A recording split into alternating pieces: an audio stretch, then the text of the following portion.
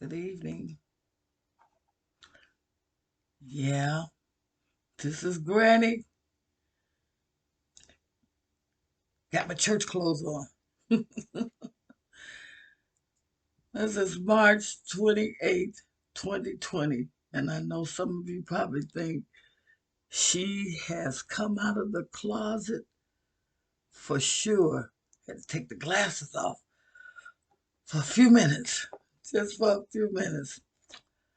Oh man, can you believe this? We're going to finally finish chapter 7. And I wanted to look extremely nice because I wanted to share with you why I understand now. We had to bring the book back out. As I said last week, I thought we would be able to finish chapter 7, and it didn't happen. So tonight, we're doing chapter 7, part 3, and we're going to get to a very, very excited part of chapter 7. And chapter 7 deals with warned and wrinkled. The truth does hurt. You see Granny's hands. Um, we're on Facebook, YouTube, Twitter, Instagram, and we have a Facebook following. Um, Excited about that. And yes, we put the bling bling on tonight, and we put this hat on because you would say, "Are you going to church, Granny?" No, I wanted this to be special because we're ending chapter 7, and there are some things in there that we're going to share that may be a little sensitive, but I believe with all my heart, I believe now I fully understand. I didn't understand it back in October when God spoke to me and said, bring the book back out. And I thought, you're kidding. I thought it was coming back out because I was dealing with depression. I'm going to say this and we're going to move on. Depression is such a cruel enemy. And if you don't know how to get a handle on it, mental illness, if you don't know how to get help and get a hold on it, it'll destroy you. You will self deflect and people won't know it. And we are not going to cry. It's too early. But I'm saying this because so many of us have issues. We have secrets. We have closets that we continue to go in. And depression for me, I fought depression most of my adult life. Didn't know what it was. And I can say this, I stayed busy. I stayed so busy that I tired myself out. That when the attacks on my mental state were questioned, I stayed too busy, so I didn't have time to think about myself. Again, I'm going to share some things that you may say, wow, they actually happened. I would not lie. I wouldn't play with God. Words are powerful. It says life and death are in the power of the tongue. And so, chapter 7, we're going to finish it. And again, I want it to look like, even though our church is still on Zoom, we're going to church today because God has helped us get rid of some things. We stopped on page 43 at the bottom, and that's where we'll start. Simply says, and if we get too hot in all of this, this is coming off. Team, I'm trying it as long as I can, but this is the 28th, and it's warm up in this little studio. Okay. Uh, it's amazing what you do for fun. Okay, here we go.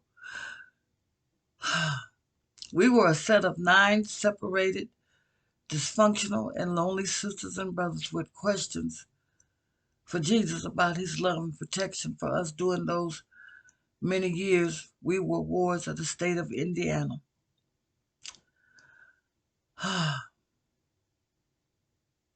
Our mom had always insisted we develop our relationship with Jesus Christ.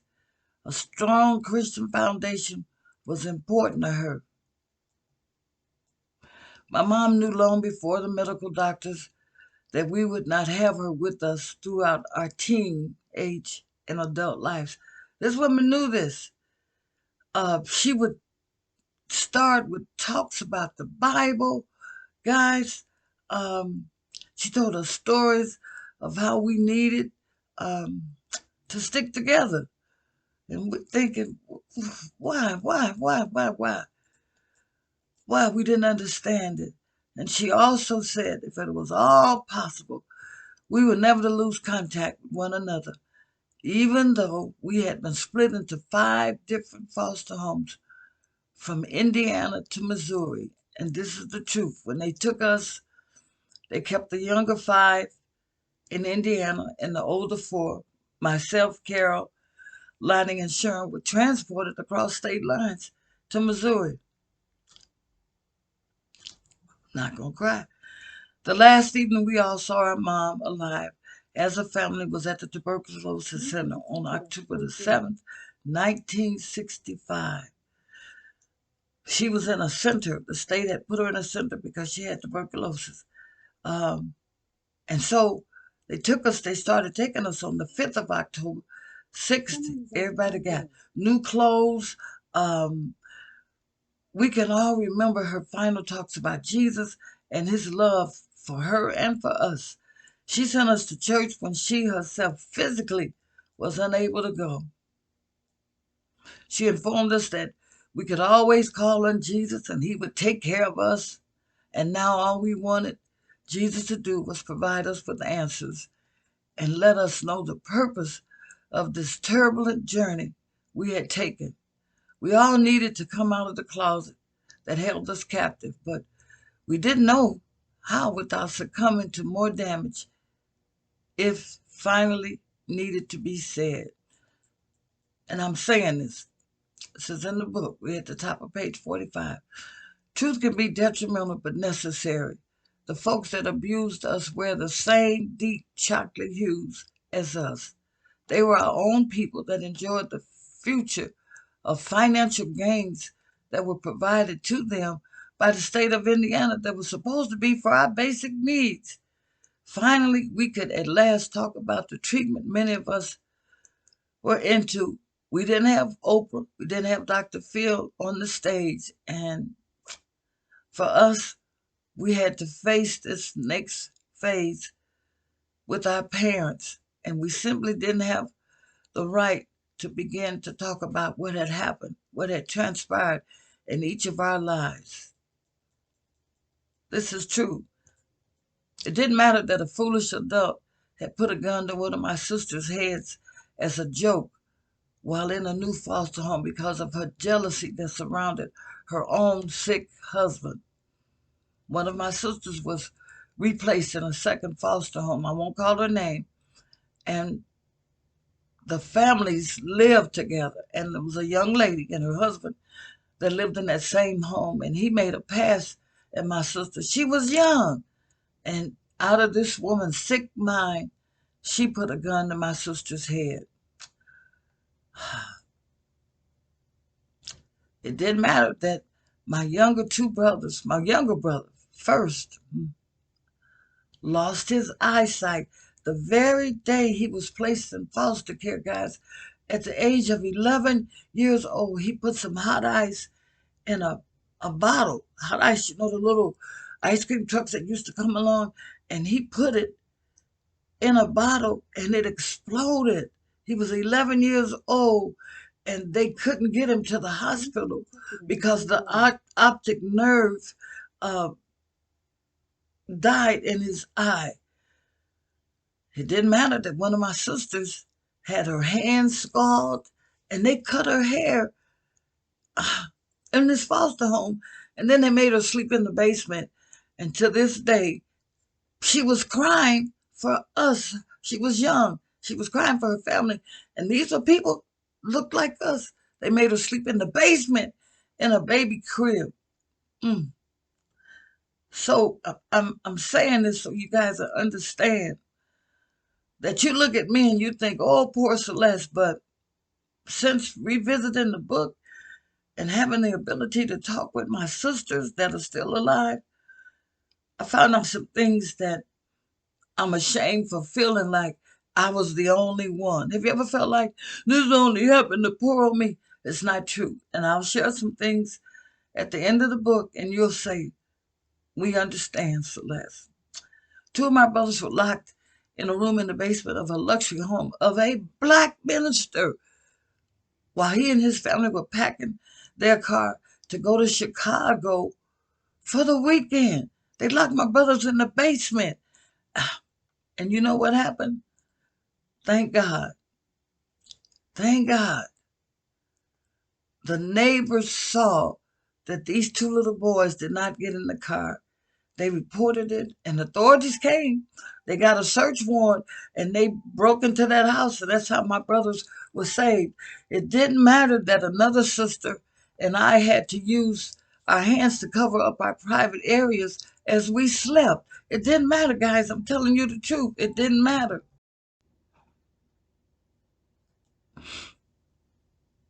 We used our hands. So when we had to knock on the door where we were staying, the man met us at the door, filling on us. And so we learned to, while we slept, there was no door to the bedroom where we slept. And this gentleman would come in there at night and you could feel his hands. So we used our hands. They became a shield from dirty old hands trying to fill on us. Please don't feel sorry. I don't want you to be sad, but I'm telling you that this happened. Our hands were never lifted up, but they were dropped down in a position to protect us.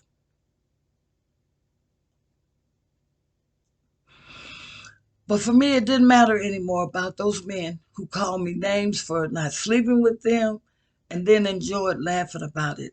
I had not slept with a man until I married the first man that I married. I had not slept.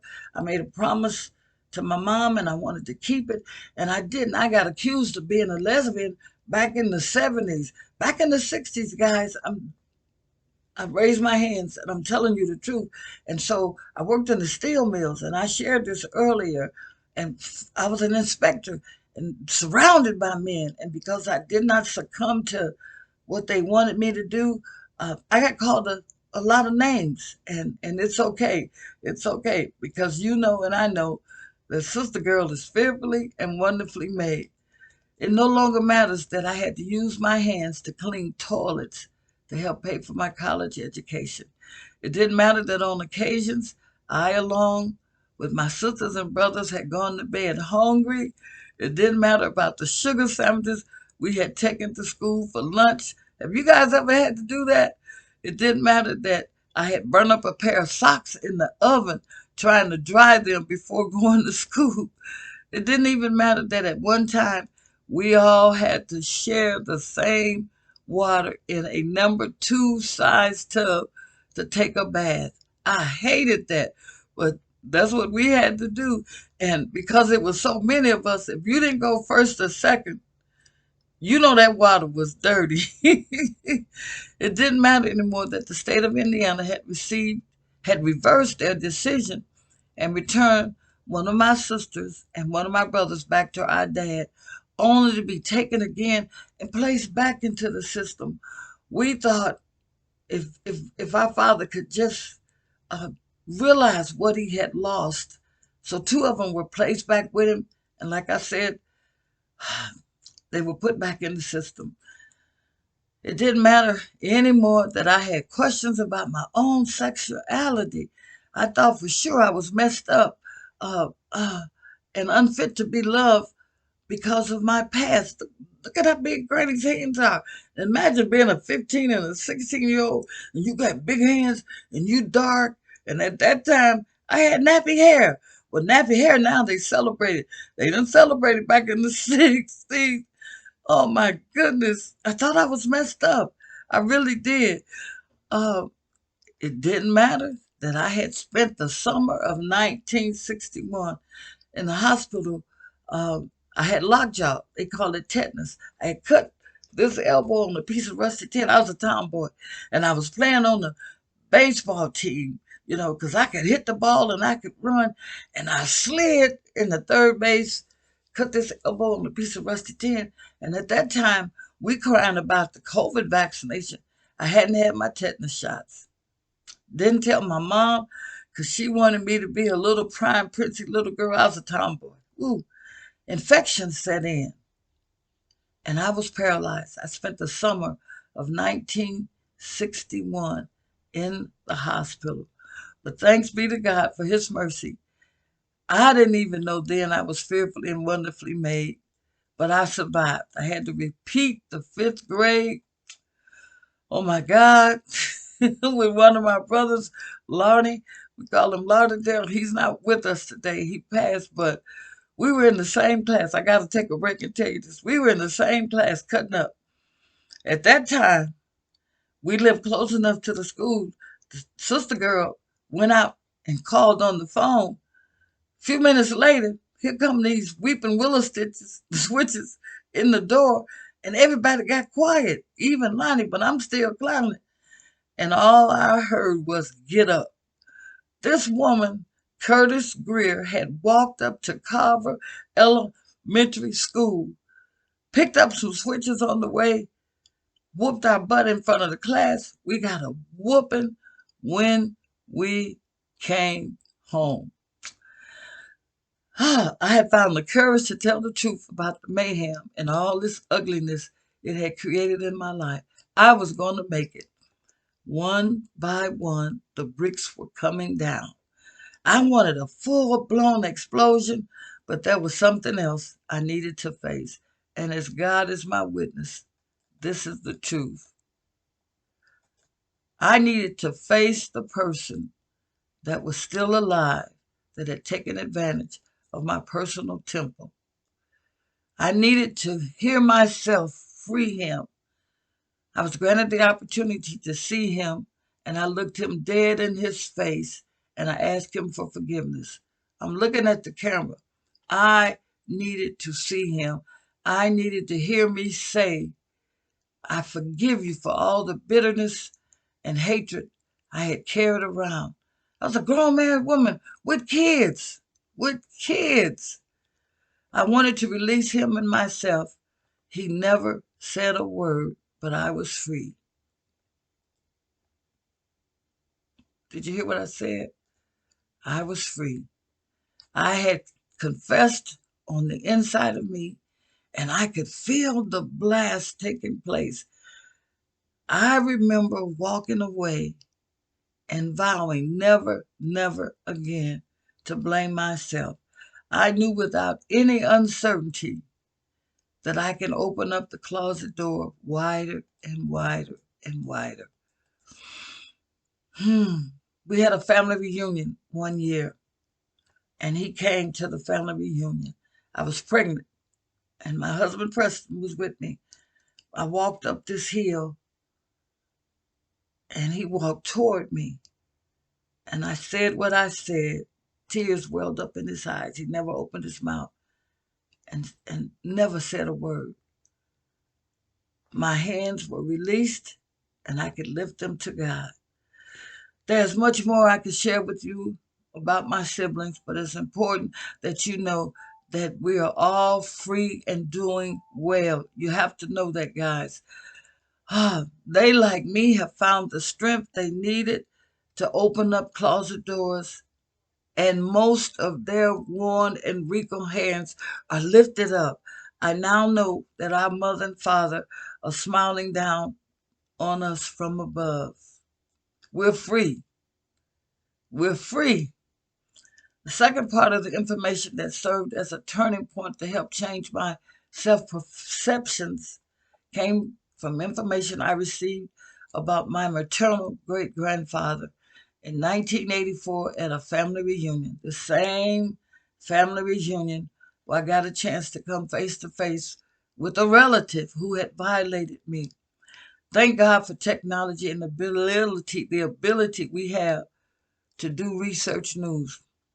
When the Civil War ended in 1865, I now know that my maternal grandfather was a runaway slave and later a free man who resided with his family in the state of Mississippi.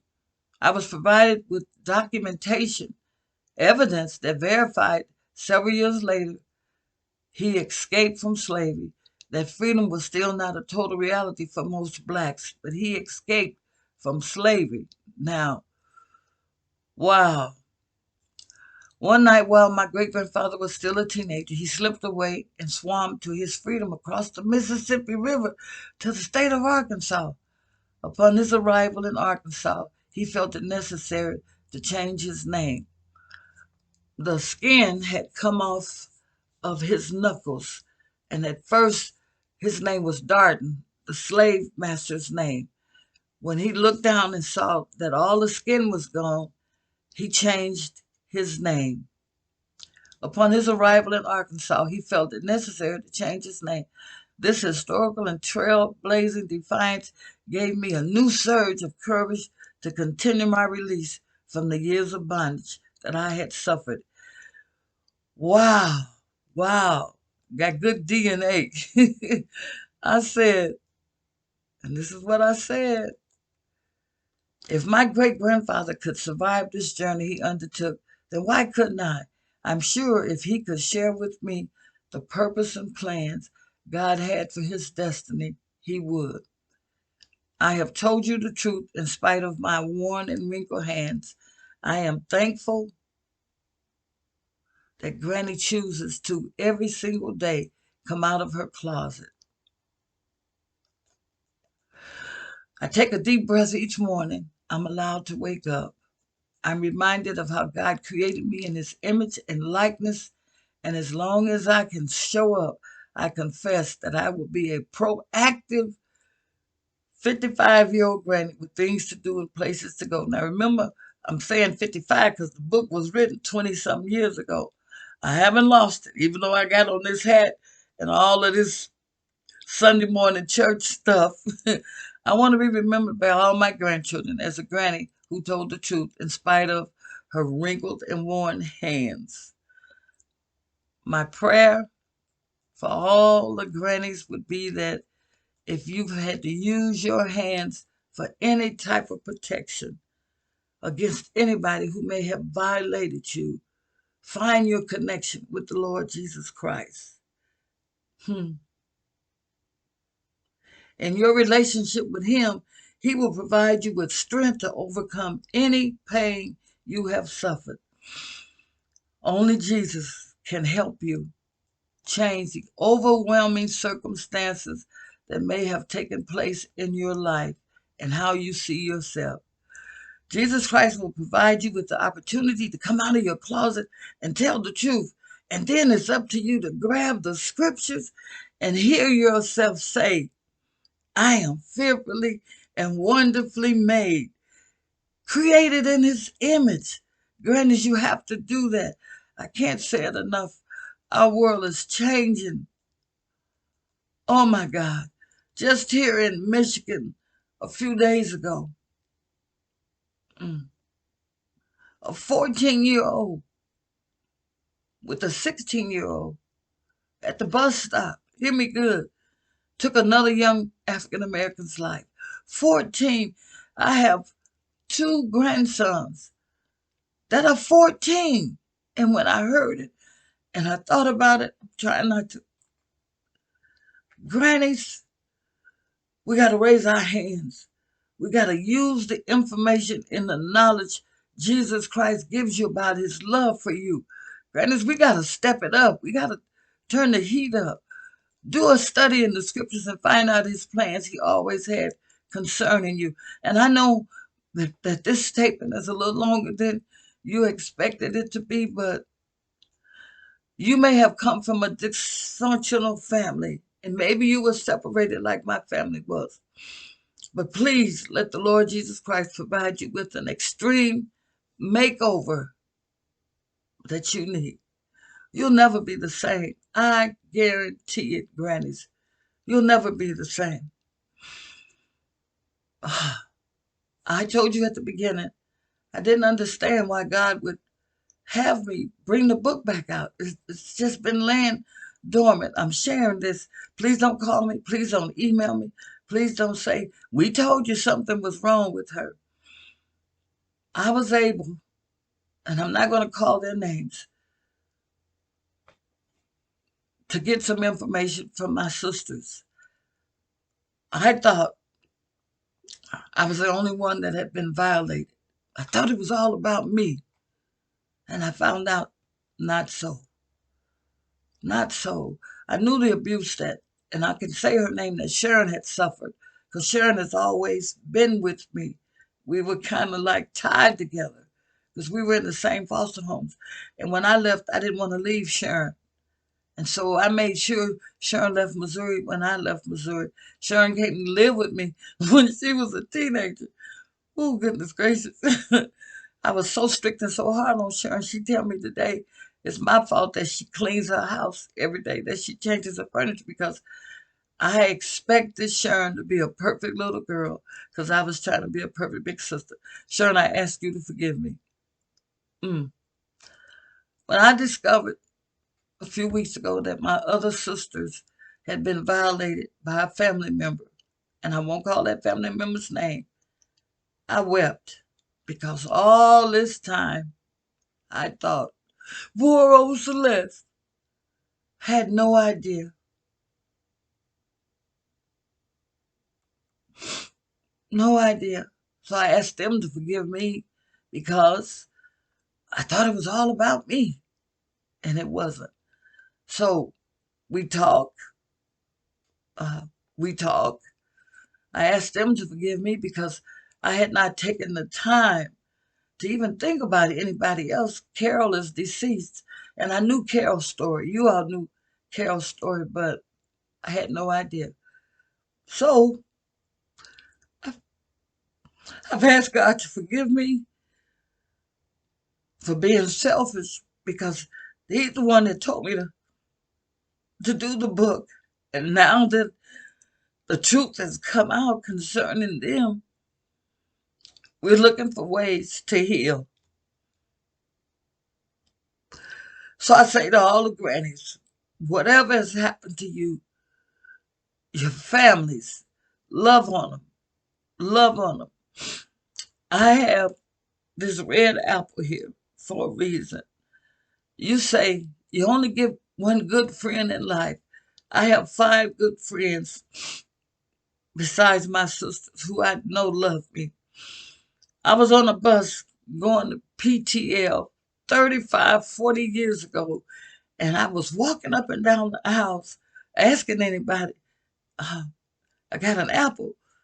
And I knew this one apple wouldn't feed 35 people, but I was busy. And one lady that sat on the bus, she didn't tell me right then and there, but she told me later, you just busy. You were busy all the time. That one apple wasn't going to feed everybody. So today, with my worn, wrinkled hands, I'm taking a bite of this apple for Elizabeth Anderson.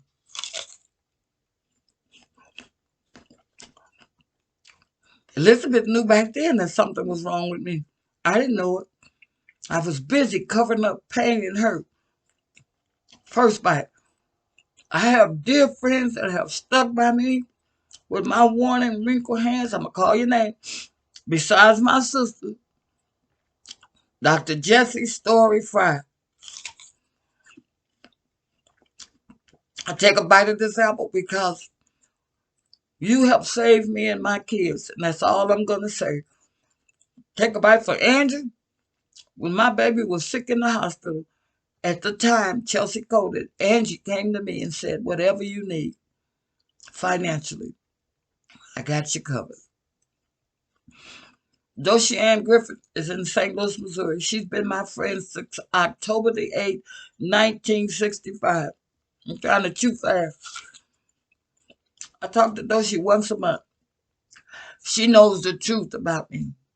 Once a month. Brenda Weathers and Daughters of Destiny were responsible for pushing me to get the book done. I belonged to that group when we were trying to write the book.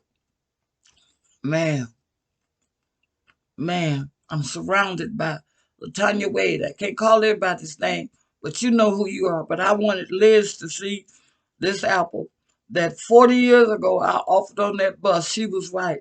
She said, you're just too busy. Sit down somewhere. She told me that later. Now, she thinks she know me. She thinks She know you, but I bet you didn't know I was going to use an apple on here to talk about you. But I love them all dearly, dearly. My sister Carol, Miss Hollywood, Sharon, we call her Thunder. Joyce is the fixer-upper. Woo! And Bernetta is the compassionate nurse. And you know Celeste, Big Mouth Celeste, and run her mouth all the time.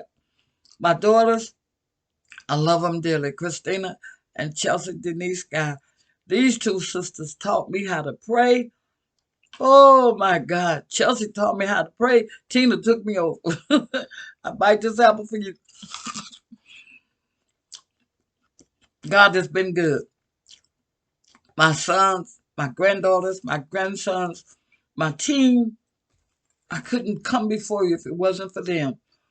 Tina is going to help me get a new makeup artist because Sister Girl, she told me, Mama, you ain't doing your makeup right. So she said she would. She going to help get some new lighting up in here. And we may change the backdraft. The team is working on helping us get the word out. So if you can do anything to help us, we'd appreciate it. We've never asked for money, and we will not start asking for money. But equipment, if you want to donate some equipment, find out what we need. I got 12 of these. Somebody sent them to me in the mail. Keep the makeup intact. It's been a privilege coming to you Monday night, March the 28th. And look what happened with the Big Ten. Everybody we thought would still be in it, they ain't in there. Okay, we dressed up for Sunday, even though it's not Sunday. We wanted to end chapter 7 on a blast. We're out of the closet. Devil, it's over. You should have got us when you had a chance. Thank you so very much for joining us. This is Granny raising her hands, and you can see they're getting worn. Look at that. Just, they aging. Look at that. But she got the bling bling on, and I wish you guys could see this camera. We got to do something about this. I just wanted to look extra special and don't make fun. I thought I'm going to dress up like we going to church just to have a little fun. Thank you so much. Join us next week for the final chapter. The final chapter. Oh my goodness. I called my son Michael because the final chapter deals with Michael. And I'm pretty sure he's probably saying, that's always calling my name. Yeah, because you started this. You were the one that was brave enough to go with your mama when nobody else would go. I'm trying to look for the name of the chapter. But join us next week. And I'm going to tell you ahead of time, we're probably going to have to do that in 2 sections because it's very long. But we get to the last chapter. And we, again, like I said, we're asking God for directions. What do you want us to do? We apologize for going over. Thank you. YouTube, Facebook, Instagram. Join us next Monday night. This is Celestine Starks saying she is fearfully and wonderfully made, and now she got to get out of all this bling bling. Look, she can raise her hands, and each time she goes up a little higher. That rotator tear is kicking me, guys, but pray for me, and I get to take all this off. Yes, it's hot in here, I'm going to tell the truth, but it was worth dressing up, just showing you that I told the truth. And we're out of the closet. Thank you so very much. Appreciate you joining us. Until next time, this is Granny saying bye. Chapter 7.